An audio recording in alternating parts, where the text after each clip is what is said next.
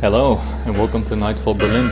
So what I'm showing now is the early prototype / showcase version, which starts with a little scale introduction. So in Nightfall Berlin, I'm gonna wing this, so bear with me. In Nightfall Berlin, you play the role of a detective, and every day you wake up in the office. New television programs play, radio shows.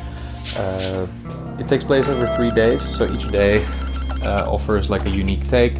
Here you see a little bit of computer access, emails. It's a very strong immersive sim vibe. Dialogues play a very important role in the game because it's a very talky RPG. Here you get your first quest of the day, which is figuring out where a drug dealing cult is located in order to stop their operations. So here you travel out into Nightfall. This is not a fully realistic location, obviously, it's a smaller version of it. There's various characters, interesting characters to interact with. And here you see your skills. There are 9 skills that influence how you manipulate the world, how you deal with characters, like making you more persuasive or allowing you to hack certain access. Well, what you saw now briefly and a few times is the evidence window. And the evidence window, there we have, you collect evidence by photographing people, interviewing them, investigating them, and also just by collecting objects. Here we have Father Henrik, a homeless priest who lives on the streets and is missing his friend Jan, who got lost in the sewers. So now you see a little P icon in the back. Oh yeah. So this is your detective vision, which allows you to see magic, which means symbols, energies. You can read people's auras to get a grip on what kind of persons they are. And here you're heading towards the main building. And there's a lot of strange characters, supernatural and otherwise, like Trashlin, which might be a living trash can, maybe it's a person hitting in the trash can. It's very, it's left a bit unclear. There's a lot of supernatural influences from Germanic folklore. Here you see the evidence board. So evidence is collected here, and you can drag and drop evidence onto each other to go find new clues. We'll get into that in a bit. Here you see use of the persuade, seduce skill to immediately get access to the squat building where this cult is hidden. So we enter the squat building.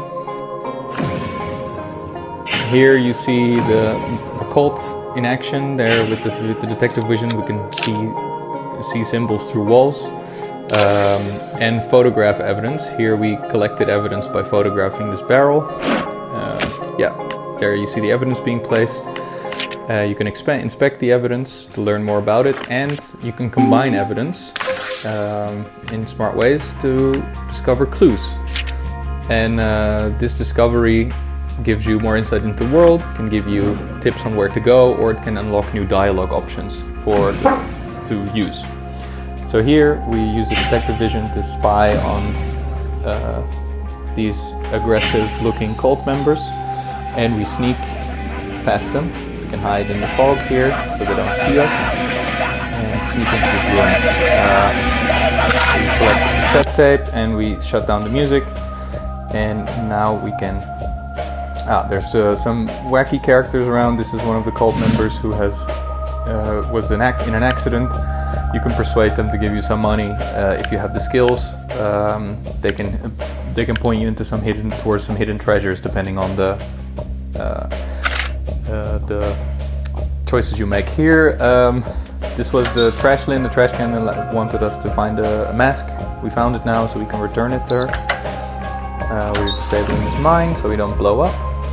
It is a pacifist game. You are not able to fight or harm others, but they are able to harm you. So staying out of the way of trouble through sneaking or other things is the name of the game.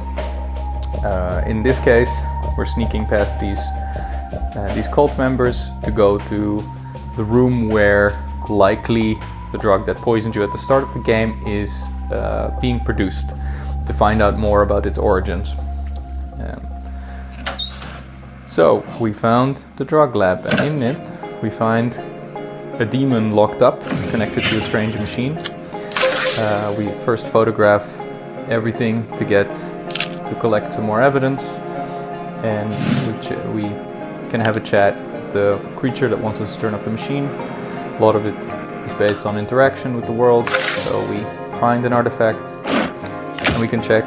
We see these two new things added to our board, the artifact and the demon drug lab, that we can combine with each other, I think. Yes, so one can combine to reveal us something about the origin of the artifact and what it does. So here we talk to the sad demon